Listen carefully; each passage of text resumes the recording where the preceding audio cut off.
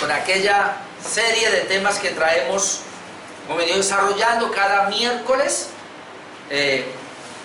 la epístola de Santiago. Hoy, hermanos, vamos a estar mirando el mensaje número 10 de esta epístola, que es una epístola muy práctica, como dijimos, pero que obviamente podemos, en esas menciones que hace Santiago de algunas doctrinas, podemos nosotros entrar por ahí. Nosotros en el capítulo 2 habíamos visto dos temas, que es la imparcialidad del creyente, y hace 8 días la fe verdadera evidencia obras, que es muy importante entender eso. Pasamos al capítulo número 3, y otra vez Santiago sigue en una vida práctica, y vamos a mirar capítulo 3 del 1 al 12, vamos a hacer la lectura, y ahí vamos a considerar un tema que lo voy a tratar, hermanos, en dos entregas. Es decir, hoy la primera es el peligro de la lengua. ¿Cómo le parece ese tema? El peligro de la lengua. Pero vamos a leer todo el párrafo, aunque lo voy a terminar dentro de 8 días, pero capítulo 3 de Santiago, versículo 1 hasta el 12. Dice así la palabra de Dios: hermanos míos, no os hagáis maestros muchos de vosotros, sabiendo que recibiremos mayor condenación. Porque todos ofendemos muchas veces. Si alguno no ofende en palabra, este es varón perfecto, capaz también de refrenar todo el cuerpo. He aquí nosotros ponemos freno en la boca de los caballos para que nos obedezcan, y dirigimos así todo su cuerpo. Mirad también las naves, aunque tan grandes y llevadas de impetuosos vientos, son gobernadas con un muy pequeño timón, por donde el que quiere las gobierna. Así también la lengua es un miembro pequeño, pero se jacta de grandes cosas. He aquí cuán grande bosque enciende un pequeño fuego. La lengua es un fuego, un mundo de maldad. La lengua está puesta entre nuestros miembros y contamina todo el cuerpo e inflama la rueda de la creación, y ella misma es inflamada por el infierno. Porque toda naturaleza de bestias y de aves y de serpientes y de seres del mar se doma y ha sido domada por la naturaleza humana, pero ningún hombre puede domar la lengua, que es un mal que no puede ser refrenado, llena de veneno mortal. Con ella bendecimos al Dios y Padre, y con ella maldecimos a los hombres que están hechos a la semejanza de Dios. De una misma boca procede bendición y maldición. Hermanos míos, esto no debe ser así. ¿Acaso alguna fuente hecha por una misma abertura agua dulce y amarga? Hermanos míos, ¿puede acaso la higuera producir aceitunas o la vid higos? Así también ninguna fuente puede dar agua salada y dulce. Bueno, es bastante amplio este tema de la lengua, por eso voy a tomar 2 miércoles. En este estudio, que lo miraremos en 2 partes, hay 3 puntos que quiero tocar. Primero, la lengua ofende al creyente. Segundo, la lengua no se puede domar. Tercero, la lengua bendice y maldice. Vamos a mirar hoy solo el primer punto de esos 3, que es la lengua ofende al oyente.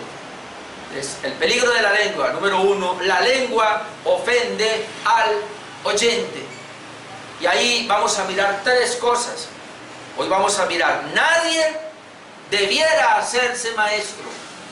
2, todo ser humano ofende con sus palabras. Y 3, la lengua sin gobierno hace mucho daño. Y ahí vamos a mirar 3 ejemplos. Ok. Vamos entonces con la primera parte. Recuerde que hoy trato el primer punto, el peligro de la lengua. El primer punto: la lengua ofende al oyente. Y entonces, en ese aspecto de cómo la lengua ofende al oyente, vamos a mirar la primera parte, que es: nadie debiera hacerse maestro. En ese sentido de que como con nuestro hablar ofendemos al que oye, entonces en ese aspecto nadie debiera hacerse maestro. Versículo 1. Dice aquí Santiago, hermanos míos. Bueno, él comienza tratándolos otra vez con mucho amor, con mucho cariño. Ustedes son mis hermanos en la fe. Y se está dirigiendo a ellos. Les dice, hermanos míos, no os hagáis, y esta es una palabra que es un imperativo, es decir, es una orden que le está dando. Esto aquí no tiene reversa. No os hagáis maestros muchos de vosotros. Es decir, los creyentes que están allí no se deben hacer maestros, sabiendo que recibiremos mayor condenación. Como es el tema de la lengua, y obviamente vamos a mirar hasta el versículo 12 que trata todo el tema de la lengua. Entonces, al saber que realmente nosotros es a través de la lengua que nos expresamos, o las palabras, y entendiendo que el puesto, digámoslo así, de maestro o de pastor es anhelado, y es anhelado tal vez porque muchas personas quieren tener, no sé, un sentido de pertenencia, un sentido, quieren sentir algo. Entonces es como llamativo el puesto, para que lo reconozcan a uno, para que lo disfracen de alguna manera, qué sé yo, pues por qué lo harán. Y entonces parece ser que en ese tiempo, como hoy, muchos allí querían ser maestros, querían ser pastores. Pero Santiago nos va a hablar de la lengua y nos va a decir del peligro de que alguien se quiera hacer. Lo primero que quiero mostrar acá es que el mandato no es que no debiéramos ser maestros. Ese no es el mandato. Pues Dios mismo, por medio del apóstol Pablo y en su palabra, nos dice que quien desea ser maestro o pastor es una buena obra. Entonces, no es que no debiéramos ser maestros. Y eso lo quiero aclarar, porque el punto es, no os hagáis. No que no desees serlo. Porque en primera de Timoteo 3, 1 y 2, yo leo lo siguiente. Palabra fiel. Si alguno anhela obispado, y la palabra obispado aquí es pastor, y como vamos a mirar ahora, la palabra para pastor es la misma para maestro. Primera de Timoteo 3, 1. Si alguno anhela obispado, buena obra desea. Es decir, que anhelar ser maestro es una buena obra que se desea. Pero es necesario que el obispo sea irreprensible. Y ahí comienza a dar unas cualidades: marido de una sola mujer, sobrio, prudente. Hace parte de la sobriedad y la prudencia ser un maestro, decoroso, hospedador. Pero aquí está el punto: apto para enseñar. Uno de los puntos es que el que desea obispado, el que desea ser maestro, el que desea, en este caso, enseñarle la palabra a otra persona, puede ser detrás de un púlpito, puede ser en un grupo pequeño, puede ser a su familia.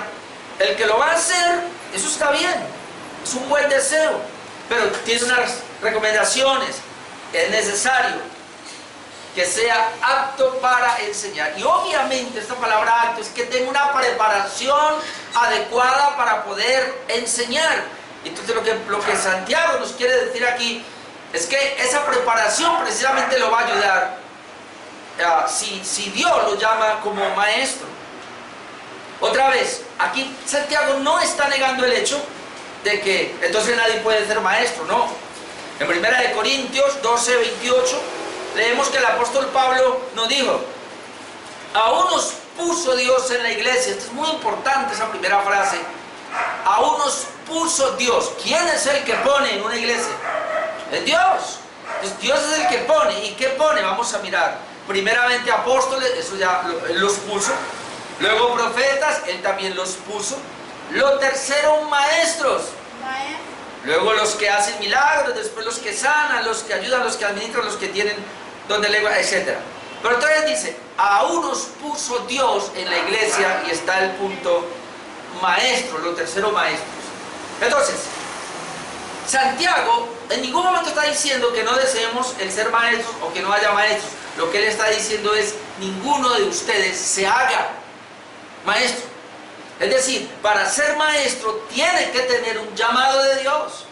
Y eso es lo que está diciendo acá, porque aún nos puso Dios. Una cosa es ponerme yo como maestro, y otra cosa es que Dios me ponga como maestro. El mismo Efesios 4, 11 y 12.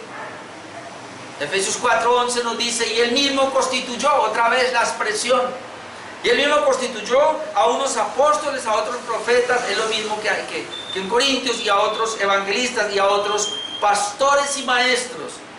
Todos los eruditos dicen que esa palabra, pastores y maestros, es lo mismo. Es decir, no son 5 ministerios como algunos han dicho, sino 4 realmente. Hay un ministerio apostólico que ya pasó, hay un ministerio profético que ya pasó, que era necesario para que se estableciera el canon. Inclusive algunos creen que el evangelista también puede ser que ya pasó. Pero que los pastores, pero el pastor maestro es el que está vigente ahora, a fin de perfeccionar a los santos. Pero entonces el punto acá es que él constituyó, es decir, un maestro, y estamos hablando aquí del maestro de la palabra, uno que enseñe la palabra de Dios, debe ser puesto por Dios. Volviendo a Santiago, Santiago dice: ninguno de vosotros os hagáis maestros, porque recibiréis mayor juicio o recibiréis mayor condenación. Entonces el punto aquí, hermanos, es que no se haga a sí mismo un maestro, porque Dios es quien lo hace. Ahora, ¿qué tiene que ver el maestro con la lengua? Pues todo, porque no puede haber un maestro y dar una enseñanza si no va a utilizar su miembro más pequeño, que es la lengua. Y es en ese aspecto que dice que hay que tener cuidado, y luego va a comenzar a manejar todo el problema que tiene la lengua. Ahora, miremos entonces aquellos que se hacen maestros. Nos puede ayudar Jesús en Mateo capítulo 23. Déjenme, yo le leo todos estos versículos. Mateo 23 desde el versículo 1. Mateo 23 versículo 1 dice: entonces habló Jesús a la gente y a sus discípulos diciendo, note lo que él les dijo, en la cátedra de Moisés. Y ya sabemos de dónde es que viene la palabra catedrático, o el que da cátedra, ¿no? Y es aquel que precisamente tiene una argumentación, tiene un tema que exponer, y por eso ahí viene la palabra cátedra. En la cátedra de Moisés se sientan los escribas y los fariseos. Ahora miren lo que dice Jesús: así que todo lo que os digan que guardéis, guardadlo y hacedlo, porque ellos enseñaban bien. Mas no hagáis conforme a sus obras, porque ellos dicen y no hacen. ¿Cuál es el problema con los fariseos? Que ellos decían pero no hacían, y ahora lo voy a explicar mejor. Porque atan cargas pesadas y difíciles de llevar y las ponen sobre los hombros de los hombres, pero ellos ni con un dedo quieren moverlas. Antes, ahora note lo que ellos hacen, y ahora nos vamos a dar cuenta por qué ellos querían la cátedra, o por qué ellos querían, según Santiago, ser maestros. Entonces dice el verso 5: antes hacen todas sus obras, en este caso de enseñanzas, para ser vistos por los hombres. Así que la motivación era que los demás los vieran dar esas cátedras. Algo más, pues ensanchan sus filacterías y extienden los flecos de sus mantos. Filacterías eran como cositas que se ponían acá, papelitos con versículos, los ponían en todos sus flecos y las ensanchaban, dice, para que los vieran. Y luego dice: y aman los primeros asientos en las cenas. Miren lo que ellos aman: los primeros asientos en las cenas, las primeras sillas en las sinagogas, las salutaciones en las plazas, y que los hombres los llamen rabí, rabí.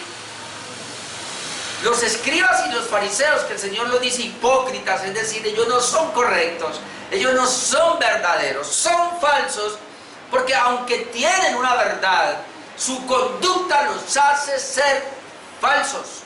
Un falso no es solo aquel que tiene la verdad, porque el mismo diablo tiene la verdad. Lo dejamos hace 8 días. Bien haces, también los demonios creen y tiemblan. Así que el hecho de que se crea en Dios, o que se tenga una doctrina correcta de Dios, eso no lo hace correcto. Correcto lo hace quien puede vivir, aplicar esa palabra. Y por eso el Señor tiene que ir en contra de estos falsos. Entonces ellos dicen que además de amar todas estas cosas, amaban que los hombres los llamasen rabí, rabí, que es la palabra para maestro. Versículo 8, Jesús les dice: pero vosotros, ahora los discípulos, no queráis que os llamen rabí, porque uno es vuestro maestro, el Cristo. No quiera que los hombres los llamen maestros, porque uno solo es vuestro maestro, el Cristo, y todos ustedes son hermanos. Y algo más: y no llaméis vuestro Padre vuestro a nadie en la tierra, porque aún lo llamaban Padre. No lo llamen padres tampoco, porque uno es vuestro Padre, el que está en los cielos. Así que llamar Padre a un hombre, hermano, está aquí ya descartado por Cristo. Y otra vez, ni seáis llamados. Note el punto, porque para no entrar aquí en problemas. Dice, no queráis que los hombres, vosotros no queráis que os llamen rabí o que os llamen maestros.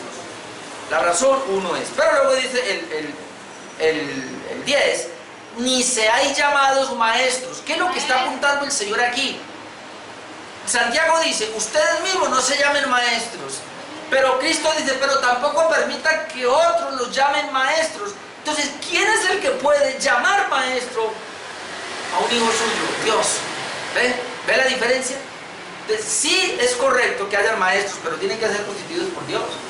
El hombre no lo puede constituir, ni él tampoco se puede constituir, porque a estos fariseos los constituían los hombres. Por eso dice el 10, ni seáis llamados maestros, porque uno es vuestro maestro, el Cristo. Otra vez, no llaméis maestros, ustedes no se deben llamar maestros, ni permitan que los hombres le llamen maestros. Y esto, hermanos, es para reflexionar. Le decía a mi esposa que esto es duro, este mensaje de hoy, porque sé que hay muchas personas que dicen que tienen un llamado, sé que hay muchas personas que de pronto hasta están ejerciendo el llamado, hasta dicen ahora que son pastores, pero el Señor los llamó, el Señor los puso, Dios les dio ese aval, o fue Él mismo, o fueron los demás. Ese es el punto, hermanos, y le digo que esto es así. Si Dios no lo puso, entonces reciba la palabra de Santiago, no se llame maestro, porque va a recibir mayor condenación o mayor juicio. Y ahora nos va a explicar por qué. Pero déjenme, yo sigo acá. En 2 Timoteo 4, 3 al 4, vemos otra palabra. ¿Qué pasa con estos maestros falsos que se ponen, o que los hombres los ponen? 2 Timoteo 4, 3, 4 dice, porque vendrá tiempo cuando no sufrirán la sana doctrina o la sana enseñanza, sino que teniendo comezón de oír, no te se amontonarán maestros. ¿Por qué se amontonan los maestros? Porque ellos se llaman a sí mismos maestros, porque otros los llaman maestros. Entonces hay tantos maestros que pareciera que hay un montón. Se amontonan, pero dice que conforme a sus propios deseos desordenados, a sus propias concupiscencias. ¿Y qué van a hacer? Y este es el peligro: apartarán de la verdad el oído y se alegrarán las fábulas. ¿Cuál es el peligro y por qué viene la condenación? Porque estos falsos van a apartar de la verdad el oído. Es decir, no van a enseñar lo correcto. Así que el punto es, si Dios lo ha llamado a ser maestro o pastor, va a recibir mayor condenación o va a recibir mayor juicio. Otra vez el verso 1, hermanos míos, no os hagáis maestros muchos de vosotros, sabiendo que recibiréis mayor condenación. Otras versiones hablan, recibiréis mayor juicio, en el día del juicio recibiréis esa condenación. Ahora vamos a mirar un poquito esa condenación, un poquito nomás. Mateo 7, 21 al 23. Y cada vez entendemos mejor estos pasajes. Claro, ahora al leer estos pasajes nos damos cuenta que son falsos, y vuelvo y digo, así enseña la verdad. Son falsos si ellos se pusieron o los hombres los pusieron. Y eso tenemos que llegar a entender. De Mateo 7:21 dice, no todo el que me dice Señor, Señor entrará en el reino de los cielos, y obviamente van a decir Señor, Señor, sino el que hace la voluntad de mi Padre. Es decir, y parte de hacer la voluntad del Padre que está en los cielos, hermano, míreme bien lo que le voy a decir. Hacer la voluntad del Padre es no ponerse donde Dios no lo puso. Es no dejar que lo pongan donde Dios no lo puso. Hacer la voluntad del Padre es que si Dios lo llamó a ser maestro, debes hacerlo. No debe echar para atrás. Si tiene un llamado, debe ejercerlo. Si está seguro que Dios lo llamó, debe hacerlo, porque esa es la voluntad de Dios. Pero si Dios no lo llamó, mejor quítese. Y esa es la voluntad del Padre, en el contexto de maestro. Porque entonces dice, muchos me dirán en aquel día, Señor, pero no profetizamos en tu nombre. Es decir, no hablamos la palabra en tu nombre. En tu nombre echamos fuera demonios, y en tu nombre, ¿acaso no hicimos muchos milagros? Y él entonces le dirá, nunca os conocí. ¿Por qué no los conoció? ¿Por qué no los llamó para eso? Yo no estaba ahí porque no los llamé, nunca los conocí. Y les dice, apártense de mí, hacedores de maldad. Y ahora entiendo mejor por qué es hacedores de maldad, porque cualquiera va a decir, pero que hable de parte de Dios, qué maldadoso puede ser eso. Que haga un milagro, qué maldadoso puede ser eso. Que eche fuera demonios, eso qué maldadoso puede ser, eso antes es bueno. Y ese es el problema, y por eso hoy día tenemos muchos pastores con iglesias inclusive grandes que hacen todo este tipo de cosas, pero hay un pequeño detalle: no hacen la voluntad de Dios porque Dios no los llamó a eso, no los puso a eso. Mire, yo conozco políticos que predican o hablan mejor que un pastor. Conozco motivadores que enseñan y se dirigen al pueblo con mejor que un pastor, lo hacen 1000 veces mejor que yo, que una persona que conoce bien la palabra, tiene un dominio de gente, tiene una situación impresionante. Pero el detalle es que está bien allá, pero con la palabra de Dios, tiene que ser Dios. Si no, Él lo va a descalificar. Y no importa si enseña bien, si hace todo esto, al final el Señor le dirá, mira, hacedor de maldad.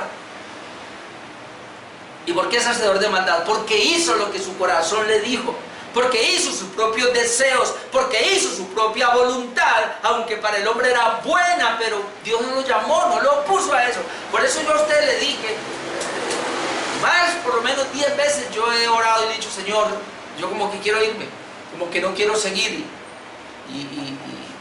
Y es bueno tener esa parte. Yo diría que muchas veces el llamado al pastorado, o a ser maestro en este caso, maestro pastor, es lo mismo que la salvación. No es que uno esté dudando, aunque es bueno dudar de la salvación, para revisarse, no porque usted se vaya a condenar o se vaya a perdonar, sino para revisarse. Pero yo soy un hombre salvo, mi vida sí está acorde a los dictámenes de un salvo verdaderamente, sí estoy creciendo conforme al carácter del Señor Jesús, y que evidencie que soy salvo. Entonces ahora el que es pastor debería dudar en algún sentido, examinarse cada vez si estoy siendo pastor, si soy llamado, si soy maestro. Déjeme, ya le voy a decir otro punto, pero vamos a 2 de Pedro 2, 1, 2, que otra vez habla de los falsos. 2 de Pedro capítulo 2 versículo 1, mire lo que nos dice. Y aquí está hablando de todos los falsos. Pero hubo también falsos profetas entre el pueblo. Otra vez, ¿qué hace un profeta? Pues habla. Hubo falsos profetas entre el pueblo, como habrá entre vosotros falsos maestros. Por eso Santiago está diciendo que ninguno de ustedes se vaya a levantar a ser maestro, porque, dice Pedro, porque van a haber entre ustedes falsos maestros.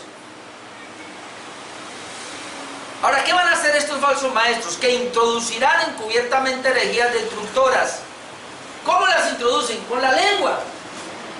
Entonces me llego ahorita al punto de un buen maestro. Pero estos falsos profetas, no se hagan maestros muchos de vosotros, porque si se hacen maestros, de alguna manera van a introducir herejías encubiertas que son destructoras, y aún negarán al Señor que los rescató, atrayendo sobre sí mismos destrucción repentina.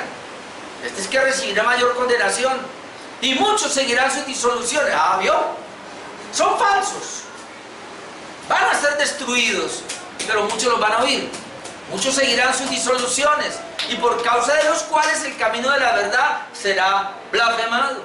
Tú y yo, que conocemos la doctrina y escuchamos a todos estos falsos que hay ahora por ahí, uno ve cómo el camino del Señor es blasfemado. Y entonces dice, y por avaricia harán mercadería de vosotros con palabras fingidas.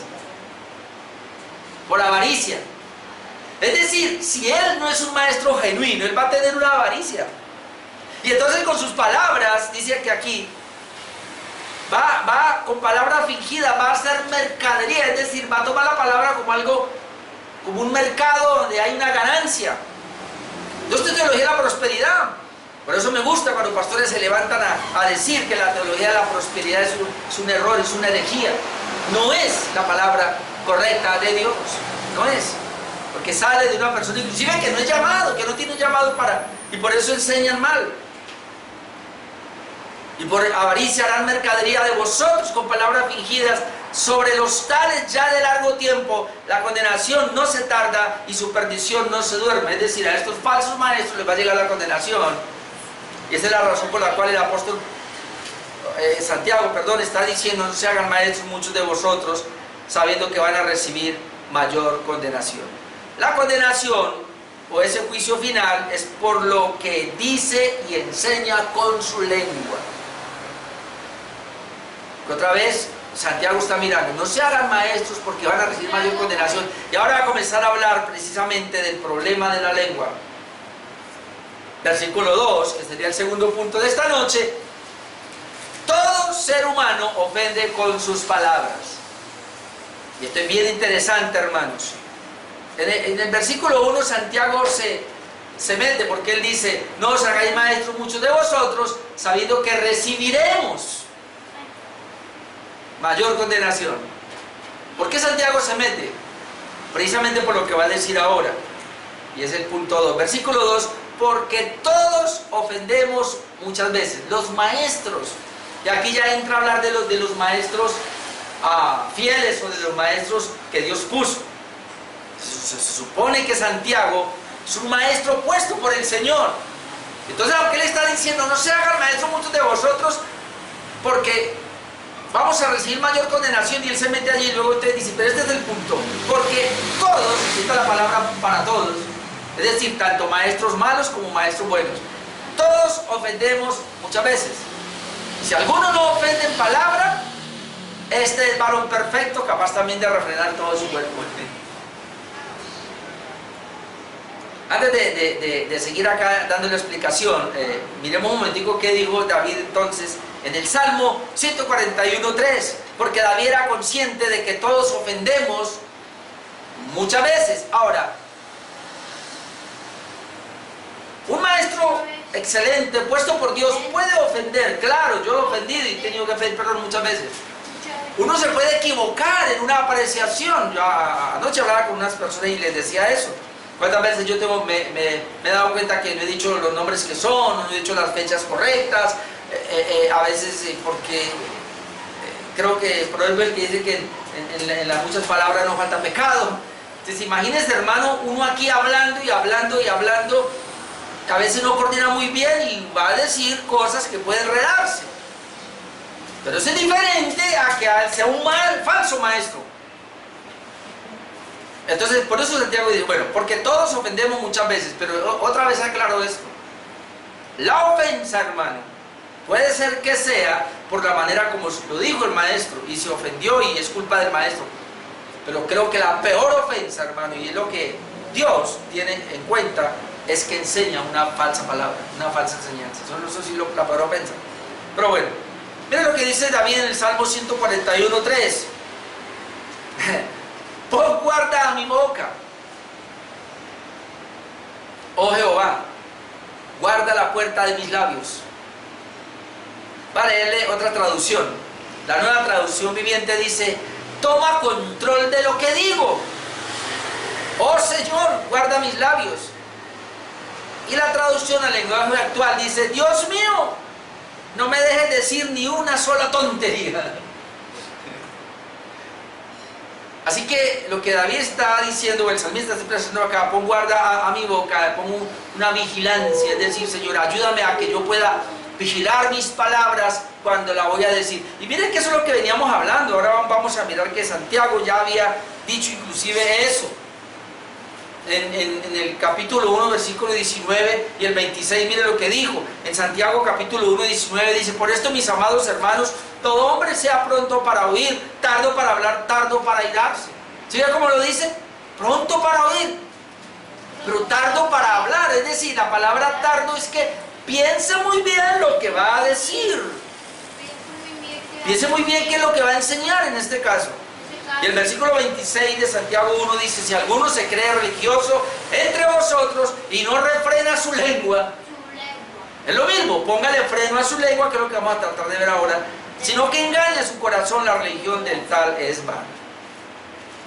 Ahora miremos aquí lo que nos dice el comentarista Simon Kistemaker. Dice: hablar no cuesta nada, decimos, pero nos expresamos por medio de palabras que reflejan nuestros pensamientos, intenciones y personalidades. ¿Sí ven? Las palabras entonces reflejan lo que pensamos, la intención del corazón y la manera de cómo somos, nuestra personalidad.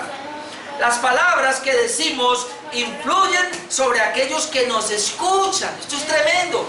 Lo que decimos influye sobre lo que nos escuchan. Y con estas palabras enseñamos a otros, dice.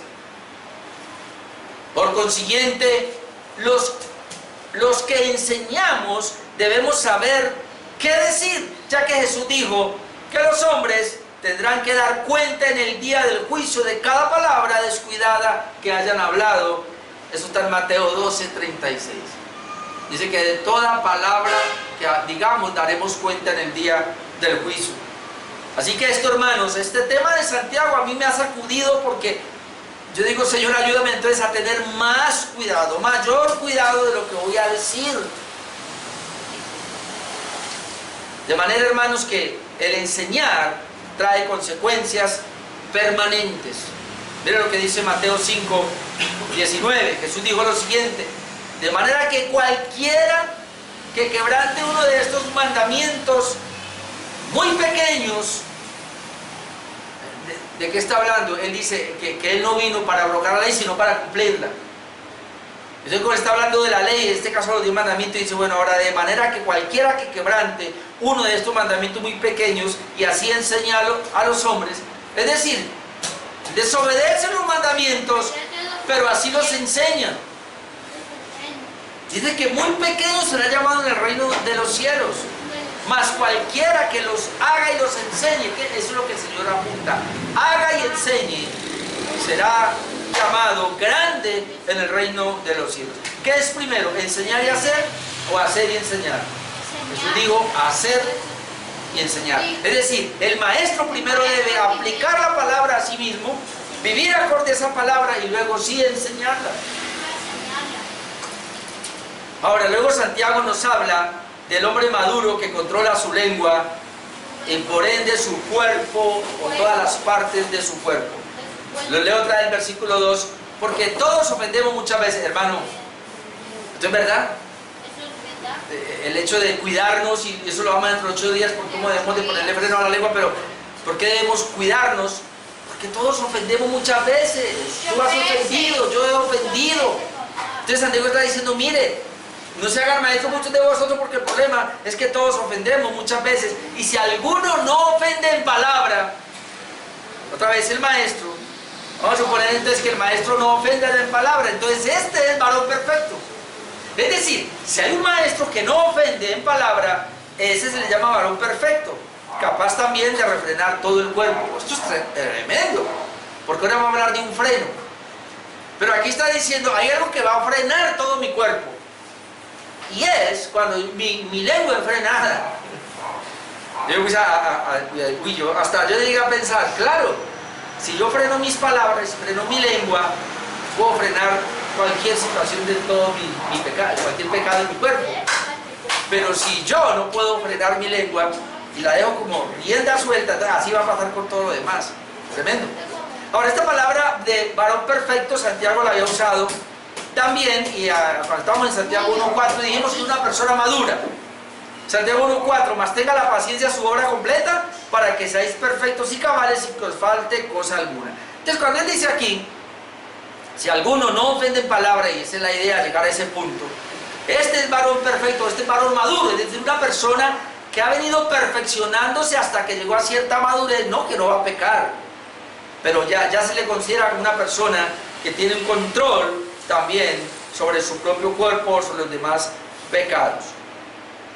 Creo, ahora sí entonces, que la mayor ofensa, no tanto para el hombre más bien, sino para Dios, es enseñar la palabra de Dios errada. Bueno, no es palabra de Dios, al ser errada. Y ahora sí miremos este pasaje que es impresionante. Segunda de Timoteo 2:15 y 16. Segunda de Timoteo 2:15. Procura con diligencia presentarte a Dios aprobado, le está hablando el apóstol Pablo a Timoteo. ¿Qué es lo que quiere que se presente delante de Dios? Aprobado. Obviamente nosotros decimos a un pastor, a un maestro, lo aprueba la iglesia, pero la iglesia lo aprueba, pero quien lo llame es Dios. Dios hace el llamado, la persona tiene que saber que Dios lo llamó, estar convencido, hay una evidencia de ese llamamiento y la iglesia lo aprueba. Pero aquí dice que debe ser aprobado también delante de Dios. Procura con diligencia presentarte a Dios aprobado. ¿Pero cómo? Como obrero que no tiene de qué avergonzarse. Pero este es el punto, que usa bien la palabra de verdad. ¿Cómo un maestro va a ser aprobado delante de Dios y delante de la iglesia? Porque es un maestro que usa bien la palabra de verdad. Y luego dice más, evita profanas y vanas palabrerías. Volvemos a lo mismo. El falso maestro, lo que él enseña es vano, es mera palabrería, porque conducirán más y más a la impiedad. Ahora déjenme, yo le leo otras versiones aquí. La Nueva Traducción Viviente dice, esfuérzate para poder presentarte delante de Dios y recibir su aprobación. Sé un buen obrero, alguien que no tiene de qué avergonzarse y que explica correctamente la palabra de verdad. Explica correctamente la palabra de verdad. Evita las conversaciones inútiles y necias que solo llevan a una conducta cada vez más mundana. La Nueva Versión Internacional de ese mismo texto dice, esfuérzate por presentarte a Dios aprobado, como obrero que no tiene de qué avergonzarse. Hasta ahí va igual que la Reina Valera, pero luego mira lo que dice, y que interpreta rectamente la palabra de Dios. Me gustó esta parte, Versión Internacional, y que interpreta correctamente la palabra de verdad. Así que ser aprobado es aquel maestro que además de que tiene un llamado y que Dios lo puso ahí, que además de que la iglesia le reconoce el pastorado, le reconoce el llamado como maestro, esa persona se esfuerza de tal manera que él va a tratar de interpretar correctamente la palabra de Dios, llamado exégesis y hermenéutica. Él es llamado a hacer una correcta exégesis, a entender qué es lo que dice el texto en su contexto original, y luego ver cómo eso se puede aplicar a la vida cotidiana. Eso es lo que debe hacer, hermano. Esto no es fácil, esto es trabajo. Por eso debe dedicarse a eso. Y dice, evita las decisiones profanas, porque los que se dan a ellas se alejan cada vez más y más de la vida piadosa y sus palabras se extienden como gangrena. El comentarista Kittemaker acá nos dice, el pastor siempre debe ir al púlpito con un sermón cuidadosamente preparado. A él se ha asignado la tarea de alimentar al pueblo de Dios con alimento espiritual. Él es maestro de la palabra de Dios. Si no cumple esta tarea a causa de su capacidad inadecuada o de su indolencia, Dios lo considerará responsable en el día del juicio. El pastor y maestro de la palabra no puede tomar a la ligera su tarea. Él tiene en sus manos y en su boca cosas sagradas. Esto me hizo temblar. Él tiene en sus manos y en su boca cosas sagradas. Así que la predicación es algo sagrado.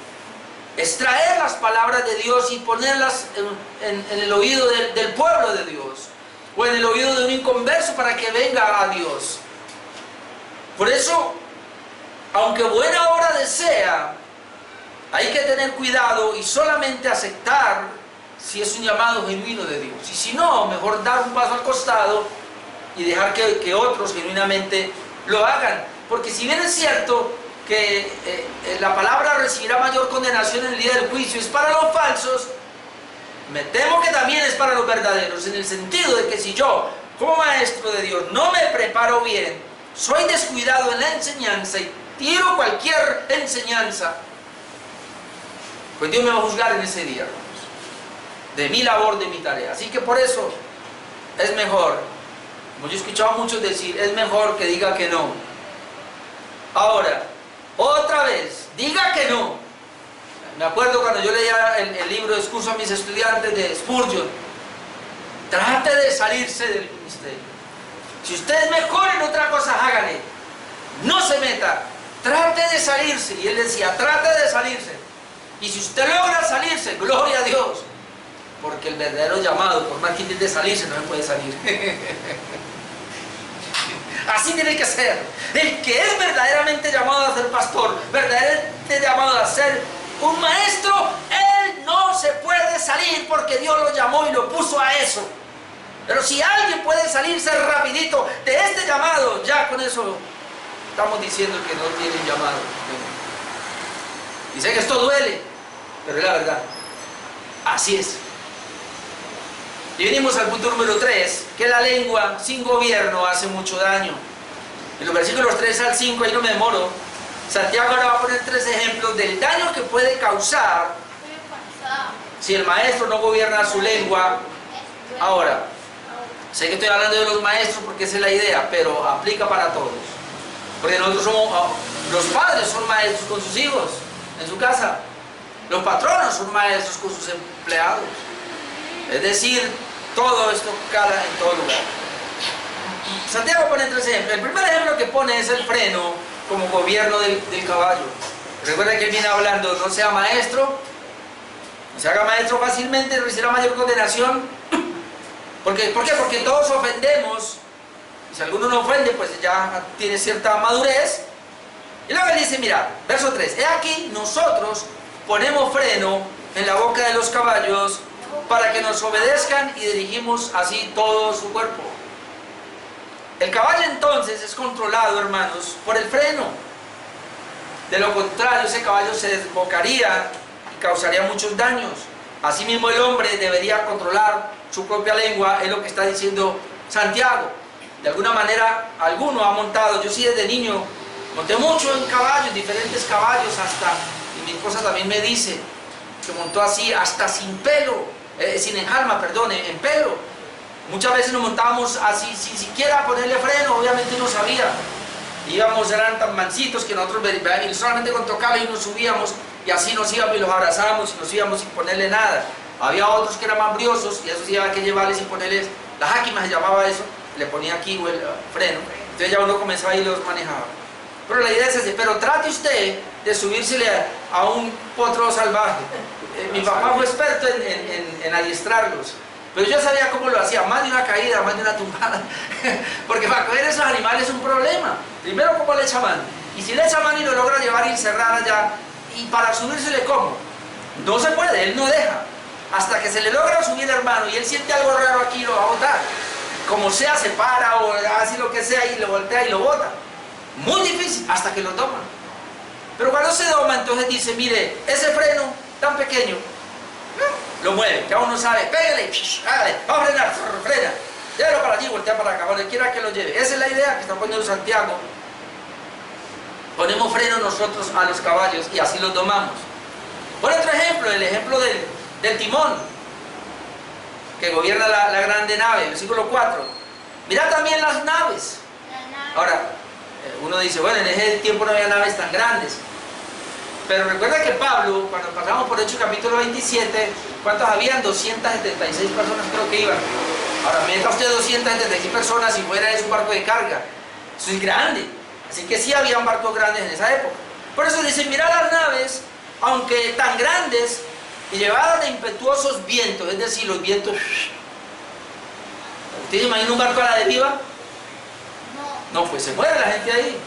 Pero por eso entonces dice, mire, esas naves son tan grandes y los vientos se las llevan por un lado y para otro, pero aún así son gobernadas con un pequeño timón por donde el que las gobierna quiere. Vamos para allá, no importa la tempestad, no importa la tormenta, no importa que el mar esté contrario, caramba, hay un pequeño timón para gobernarla y la va llevando. Entonces, un pequeño timón está gobernando una nave. Obviamente las naves entonces tan grandes y algo tan pequeño los gobierna para que no causen daño. Así mismo debería entonces el hombre controlar su lengua que es tan pequeña y a eso nos lleva. Nos pone otro ejemplo, y eso lo vamos a ver dentro de 8 días, pero nos pone otro ejemplo, versículo 5, la chispa que enciende un gran bosque. Entonces dice el verso 5, así también la lengua, aquí ya comienza a compararla con el verso 6, pero lo va a dar para dentro de 8 días. Así también la lengua, dice, es un miembro pequeño, pero se jacta de grandes cosas, y este es el ejemplo. He aquí, cuán grande bosque enciende un pequeño fuego. Hermano, no importa los árboles, ¿cómo se llaman? Cedros, arrayanes, pinos tan grandes. Usted iba a un bosque, hermano, un bosque muy tupido, y palos muy gruesos y elevados, árboles, pero si le metieron candela con una chispa a algo, y eso comienza a coger, se quema todo el bosque. Una chispita. Y entonces él dice, la lengua es igual. Y él está poniendo ese ejemplo. Mire, la lengua es como el freno del caballo. Puede controlarlo. La lengua es como ese pequeño timón. Puede controlarlo. La lengua es como ese pequeño fuego. Puede controlarlo. O, si usted no la controla, el caballo se desboca, la nave se pierde y el incendio es demasiado grande. Eso es lo que él está tratando de decir. Y más adelante, y esa es la situación difícil, pero lo haremos en 8 días, es una negativa, nadie puede controlar la lengua. Pero lo vamos dentro de 8 días. Pero déjeme termino acá. El freno, el timón, la chispa y la lengua tienen la misma característica, son pequeños y sin embargo logran grandes cosas. Así que si no controlamos la lengua como la chispa, vamos a encender grandes fuegos. La lengua puede entonces, hermanos, gloriarse de grandes cosas, porque eso es lo que dice el versículo. Así también la lengua es un miembro pequeño, pero se jacta de grandes cosas. ¿Qué cosa tan pequeñita que es la lengua, hermano? Ni siquiera la vemos, yo no se la veo a nadie a menos que la saque. Pero esa lengua controla y se jacta de grandes cosas. Y ese es el riesgo. Y esa es la razón por la cual Santiago dice, no sean maestros muchos. Pero déjeme, yo termino con esto, mi hermano. Y esto me hizo pensar también, y por eso lo traigo. Maker hace un comentario de Curtis Buckland. Y miren lo que él dijo, hermano. Uy, yo. Y no voy a hablar de política, pero usted ya sabrá. Miren lo que dice. La lengua puede inducir a los hombres a la violencia, o puede moverlos a la más noble acción. Puede instruir al ignorante, alentar al abatido, consolar al sufriente, confortar al moribundo, o puede aplastar al espíritu humano, puede destruir reputaciones, esparcir desconfianza y odio y llevar naciones al borde de la guerra.